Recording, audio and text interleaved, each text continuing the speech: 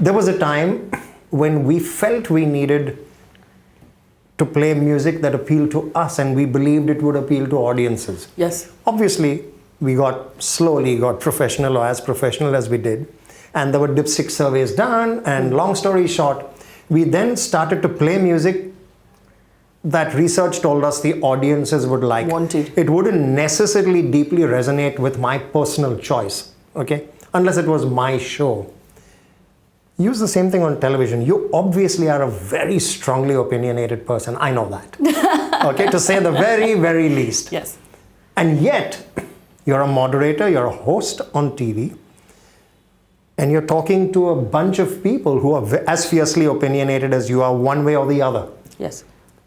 How do you draw that mix? Do you hold back? Do you thrust your personal opinion into the mix?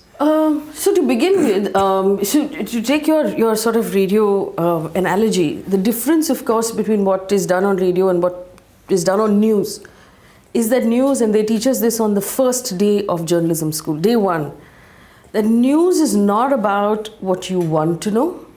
It's not about what I want you to know. It's about what you need to know. It's what the audience needs to know at that time, which is why, a lot of people come up to me and say, oh, but news is so depressing these days. Like, there's such bad news, but that is news. I mean, I'm not here to make you feel better. I'm here to tell you what is going on. I'm here to give you information that you need to know. And I have this sort of pet peeve right now with young people who don't read the newspaper and don't watch TV and don't have any sort of solid news source. Because what's happening then is that they've got these apps that are pushing information that they want. So there'll be someone, for example, who really likes football, European football leagues. And so whatever app they're on or whatever social media they're on will start to send them more and more of the stuff they're clicking on. So now we have a young person who is an expert on what Messi has done for the last 2 months, but knows nothing about what's going on in their own country. And that makes for really scary voters and a very scary democracy when you raise sort of a population like that.